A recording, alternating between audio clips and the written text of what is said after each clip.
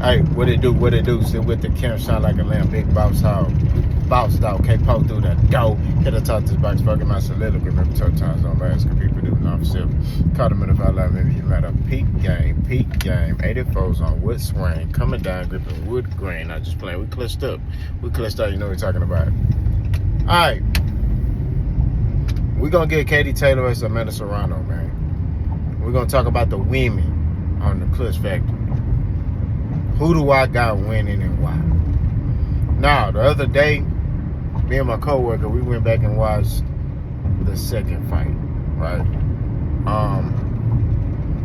Katy Taylor was doing a lot of veteran tricks in there, right?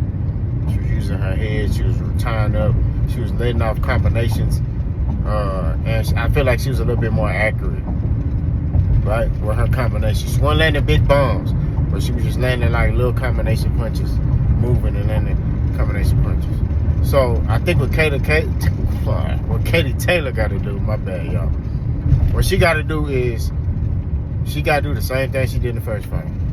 Use lateral movement, throw combination punches, kind of muffles Amanda Serrano's work. Because Amanda Serrano, before she'll get started, Katy Taylor would throw a combination punch off, get out of there. Throw a combination punch out, wrap up.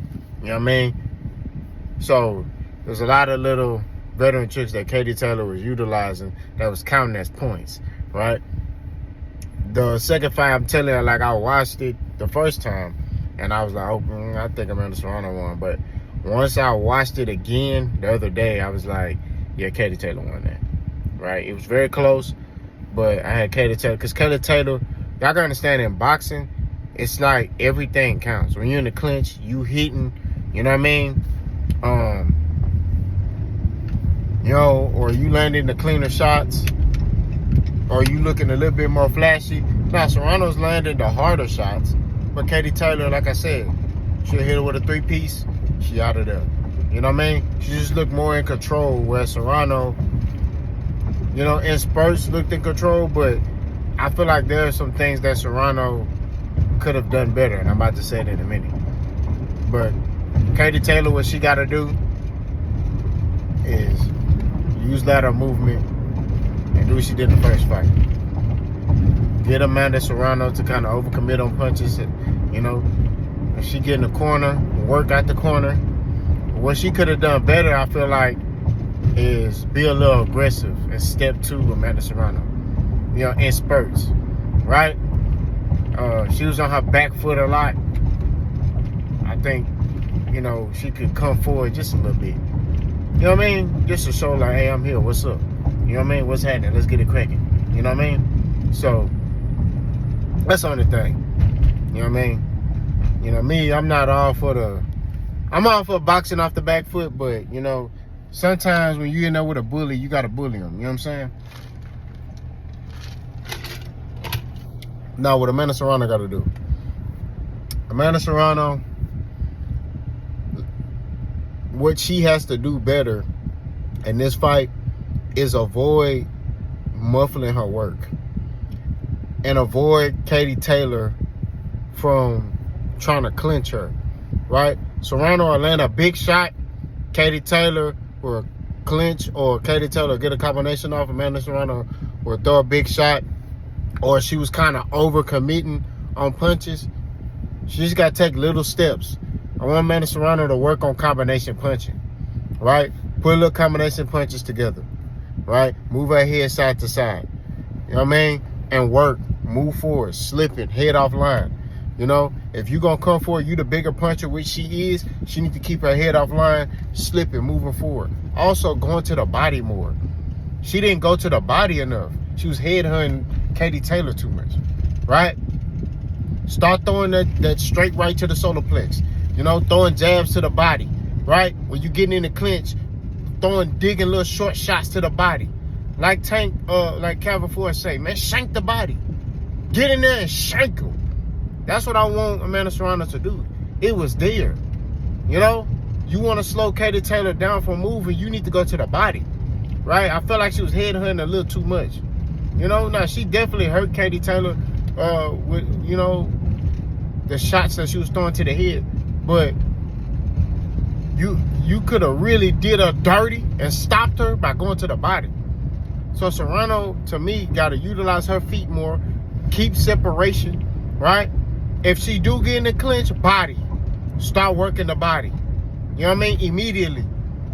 Rip your arms free, body. You know what I mean? She got to go harder than what she doing, bro. You know what I mean? She got to go harder than what she doing. She got to utilize her feet more, too. But like I said, she was kind of overcommitting in spurts. And this isn't just the second fight that I watched. She was overcommitting when she was throwing certain shots. She has to be able to shorten her steps. Hold on, y'all. All right, I'm back. She gotta shorten her steps, right? Shorten her steps down. Work behind her punches, right? Put combination punches together. If she get in the clinch, start working the body, right? She can throw shots to the body, pause from long distance, you know? But head off line, stalking Katy Taylor, right? Cut the ring off too. She didn't do a good job of that. Katy Taylor was doing whatever she wanted. Wherever Katy Taylor wanted to go, that's where she went. We just being honest. You know what I'm saying? So Amanda Serrano got to do a better job of cutting the ring off, right? She got to cut that ring off.